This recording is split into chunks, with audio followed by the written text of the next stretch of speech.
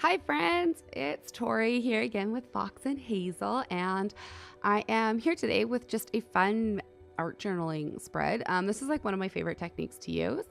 I use it in some variation or another, and so I thought it would be fun to share with you guys. This is also like a really good beginner's technique if you're new to art journaling or you're looking for a new technique. This one's like so easy to do, and yeah, so we're just gonna jump into it. This is my traveler's notebook size art journal. It's just from Michaels. It's like the Recollections brand, like inserts. And this isn't mixed media paper, but it's like a thicker sketchbook paper. So it holds up pretty well to paint. It's definitely thicker than sketch paper. And so the paints I'm using here, the first one is, it's Liquitex Basics, but I think it's like violet, maybe light violet, light blue violet. And then the second one is by Iron Lac. It's one of their fluid acrylics. I apologize, I can't remember the name. Everything will be in the description box below because I can never remember anything. And now this is another one by Iron Lac. Sorry, I'm like so distracted right now. And it's called Guava. It's their heavy body acrylics. And then this one is Holbein acrylics, their heavy body in shell pink. And so basically what I'm doing is I'm just trying to create a background that's just like a mishmash of colors pushed together. There's no rhyme or reason to this. It's gonna be the backdrop to what I'm doing later on, where basically we're gonna draw a bunch of floral illustrations and then block out all the color around with gesso after. So I'm trying to pick kind of florally colors. So pinks and purples and blues. I used this other Iron Lac color. I think it's called, I want to say it's called Magic. I don't know. Anyways, you can see here, I put it down, and then to me, I guess it looks too muddy, probably because I didn't wash my brush out great to start with. It's like a very light, sort of lilac-y lavender color. And so, I don't know. This part is easy. So like if you are someone who struggles with like making cohesive things, this looks like a hot mess right now.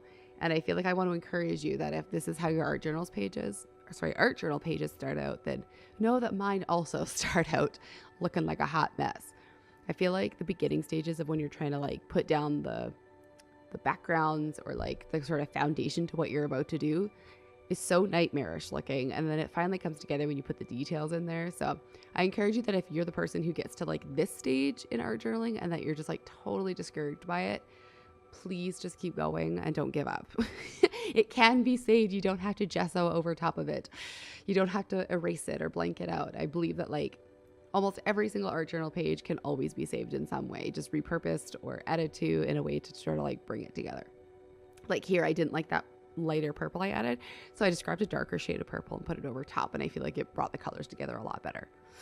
So here it's just kind of like this weird blobby mess, and I'm just drying it with my heat tool because I am incredibly impatient and I hate waiting for everything.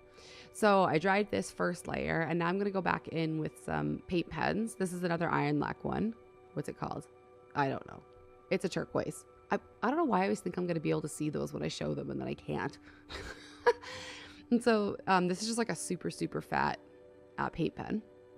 Again, I'm going to be sorry, guys, because this is Iron Lac brand. So if you're from down under, then you can totally get your hands on this brand. I'll make sure to link to their website. If you are elsewhere in the world, like me, I'm sorry, you can't. It's really hard to get a hold of this Iron Lac stuff. I actually had a friend through my art journaling group buy a bunch of this stuff for me and then ship it to me, and it cost a fortune. But like, I will be doing it again the next time I run out because I'm obsessed with their paint pens. They are, and they're like their fluid acrylics, everything. Obsessed. They're super opaque, super matte. If you're from Australia, it is well worth your time to go find some Iron Lac supplies and get your hands on some and try them out. They're amazing. And so I just used two different paint pens, that kind of turquoisey and then this navy blue. And then now I'm just using a Liquitex paint pen in fluorescent pink. And again, I'm just slapping stuff on top of each other because this vibe right now, I feel like is like the basis of most of my art journaling, where I just start slapping colors and blobs of stuff down and just hope that something good comes out of it. So if that's your style, then you rock it, because I do too. So now this is one of my favorite drawing pens. It's a Faber-Castell Pitt pen, and it's the 1.5 bullet nib. I really like it. I like thicker tip drawing pens. And I don't really care for like microns. Like I like them, but I don't like the tips. I really like a bullet tip on my pens when I draw. So that's kind of like a deal breaker for me. Like I like using my microns, but I really prefer a bullet tip just because that's how I like it. So now what I'm doing is, so we've done the background. And so now I'm just drawing a bunch of flowers and stuff. And what we're going to do is after we've drawn our floral motif on here, we're going to paint around it with the white gesso to block out the color in the background so that the color in the background becomes the color of our flowers and our leaves.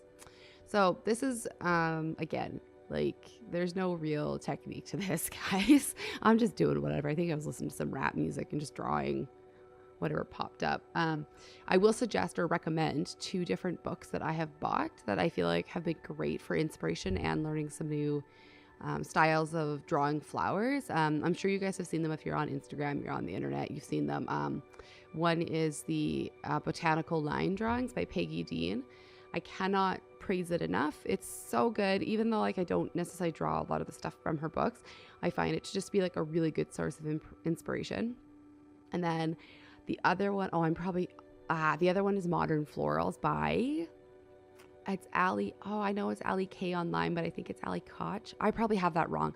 I'll link to them again below. I'm sorry. And I'm also sorry to those authors if I gave the wrong names. But both of them are like, you guys have seen them on Instagram. But you guys probably already have them, but they're super awesome. I just really like them for using as like a starting point to drawing flowers. I actually ended up buying the 2nd edition of Botanical Line Drawings. That was the Cacti and Succulent edition, and I really recommend that one too. I use a lot of florals in my work, and so having a kind of a book to go to rather than the internet that you can get inspiration from, I find to be super handy. So here I'm just adding more details to my flowers. And as you can see, I'm not really working in like a really consistent pattern. I'm kind of just jumping around the page. That's how I do a lot of my art journaling. I'm always amazed when you see Instagram videos where someone like makes some piece of art and they do it in like a really linear, like straightforward way, because I feel like my method of making stuff is so chaotic. Like I'm here and I'm there and I'm jumping from here and I'm there and I'm like all over the page and I don't finish one thing before I go to something else, and then I just go back to that first thing I started and kind of finish it. I don't know. So that's kind of what I'm doing here. I'm just trying to fill in the gaps, like spaces, but I'm doing this kind of all over the place here. And so, yeah, I don't know what else to add to that other than just rock your crazy style, your chaotic method if you're like that. See, I'm questioning what I'm doing. I'm like, I don't know. I think I decided to hold off. I'm just drawing this with my heat tool because I'm always so nervous about inks on top of acrylic. I've had a few times now where I thought it was dry, but it wasn't, because it was like a gloss, like the paint had gloss to it, and then it smears. And this is a waterproof, like this pen is India ink, so it's waterproof when it does dry, so it plays nice with acrylics, but it just has to be dry is the key factor. And so now I'm just grabbing my favorite gesso, which is just the Liquitex Professional gesso, and another paintbrush here. This is just some junky old, I think it's a watercolor brush actually, to be honest with you, that has seen better days. Most of my paintbrushes have seen better days. I actually have one set of paintbrushes that I baby, and it's a set of like, not a set, but like a handful of like very nice watercolor brushes that I've purchased over the years that are like I've bought for commissions and for different projects that I'm like, okay, these are my nice watercolor brushes. I can't wreck them with acrylic. And so those are the only ones that aren't like garbage, not garbage, but aren't like, I don't know, abused, or like they still have the paint on the wooden handles because I haven't let them sit in a water jar for like 3 days and it's caused all the paint to flake off. So this is what that probably happened to that brush, is that once upon a time it was a nice watercolor brush and I've abused it. This one I'm using now is just some kid's crappy Crayola paintbrush, which are like, okay, I said crappy, but like surprisingly are very nice for Crayola paintbrushes meant for children. I bought them for my kids and then I stole them because they're really nice. And I like how big they are actually, is because usually if you find like a professional or like go to an art store and buy like an artist's paintbrush these sizes, they can get a little bit pricey. You know, you can spend $20 on one paintbrush, which doesn't seem like a lot, but when you have like, I don't know, I probably have like 70 paintbrushes. That could be a lot of money at $20 a piece. So for me, I really like sometimes like using the cheap ones just for stuff like this, especially if you're just painting gesso. Like, it's not detail work. If the brush gets wrecked, I'm not too concerned about it. Cheap brushes are also really good to use with masking fluid if you're into watercolor, because it wrecks your brush. It's basically like liquid rubber, essentially. So when it dries on your brush, it totally trashes your brush. And so cheap paintbrushes could be really good for that too. Oh, I apologize. I'm out of camera. Oh, I come back in. Sorry. I thought I was going to leave and not come back for a second there. And so, yeah, this is not very exciting. I just realized this technique sounded cool in my head to show you guys, which it is, but I think like in well, not real time, but in video time, it's not very interesting to watch. I mean, it's kind of satisfying though. So anyways, what you can see here is that I've drawn my florals on there, and then I am blocking out the background with gesso.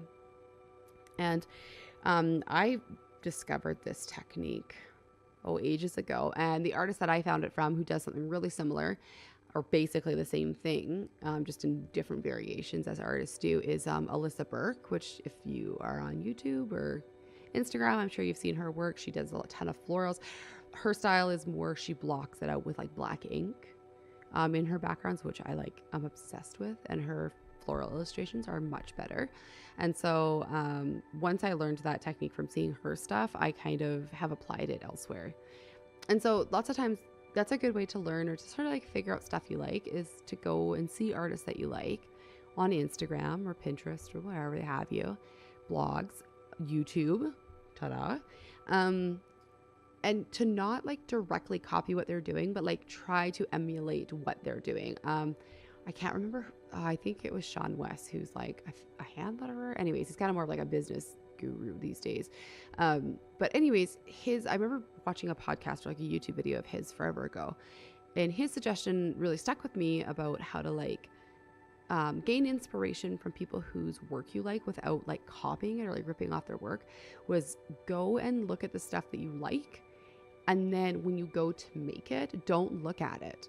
So don't like pull up someone's work that you like and look directly at it while you're making your own art, because then it's really easy to copy what they're doing. But if you kind of work from a position of you saw it and you're inspired by it, and you're kind of grasping for those little tiny strings of it in your head and trying to remember what it looked like, you inevitably create something that will look different. I mean, unless you have like a photogenic memory, but like the average person, you won't create exactly what they're making. You'll create your own variation of it.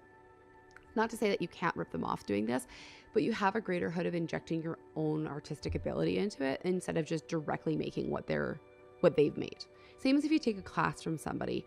You know, if you make a couple of pieces where they've taught you a specific technique or like a style, and you find that you're like emulating more of their style than you anticipated, a really good way is to step back and to not look at their work while you're doing the projects, or to just ignore it essentially, and just try to, you know, sort of have like a ghost or a whisper of that inspiration without, you know, looking right at their work. That seems to make the biggest difference to me anyways. So this style is very much in the style of Alyssa Burke. But this technique of, you know, drawing things and then blocking the color out behind it and stuff like that, I don't have to go looking at her stuff anymore to use that technique. You know, I saw it a few times and I never looked at it while I was doing it. And I'm sure there are a ton of similarities. There's probably also a lot of differences too, right? So it's just trying to find ways to find your style without like ripping off other artists' work, basically. Which is it can be hard to do in this digital age, but it can be doable. You just got to find ways to be clever about it. Not clever like you're being deceptive, like clever as in like still learning without ripping people off. Just want to make that clear. I do not support ripping off artists at all, obviously. So now that I've gessoed my background and let it dry, I'm just going back over some of my lines with my pen that got a bit painted over. You don't have to do this. It depends on what look you're going for. I wanted my edges a little bit more defined, so, and I don't do it on all of it. I just do it in some of it. I apparently had a little hand freak out right there. I don't know. So So as you can see, our background that we originally painted, or I originally painted, is now become the color in all of my floral illustrations. And I think it's kind of cool. You can do this with like whatever color palette you want. You could do it with whatever background technique you want. It'd be cool to like stencil a bunch of texture on the background. And then, ooh, it'd be fun to do is if you like stenciled a bunch of texture and they did like a cityscape and drew a bunch of buildings. That would be cool. That'd be cool. Note to self, might do that one. And so, yeah, I wish this was like a little bit more involved, I guess. But like, I don't know, I sped this up quite a bit. This video is 2 times speed. So it didn't seem like a really like intense technique, but it surprisingly took me like half an hour to do this. From start to finish. And now I'm just using my favorite gold paint, which is the Golden Fluid Acrylics. Golden, I think deep. I think I just ran out. I honestly think that was my last squirt of paint out of that bottle on there. I went out the next week and bought some more. And just use it to do the centers on my flowers. And now to add a little bit more visual interest, I'm going back in with my pen and adding more like florals and like leaves on top of that gesso to kind of give it a bit more variety to it. Also, those leaves up in the right left there are like whack. I just want to make that point that out that I know it. So if you're looking at it being like, that looks weird, I hear you, because I think it looks weird. I drew them and then I was like, well, it's too late. I drew them. I don't know what else to do with these. We're just gonna let her buck and just do its thing. So yeah, you can add some more stems, you can add vines, you could add little, whatever the heck these things are called. Are they a branch, I guess? I don't know. They've been everywhere for like the last 10 years. Maybe not 10 years, like last 5 years. Anyways, so I'm just filling in some of that negative space with more illustrations. And then I'm still kind of like, I don't know. I feel like it needs something. I'm that person who can't leave well enough alone. As you guys probably know, I like a ton of detail and layers and stuff. And so I just added some little marks to fill in those gaps a bit. And this is a Pentel art brush, I believe it's what it's called, in black. They're all over the place. People use them for way cooler things than what I'm doing right now.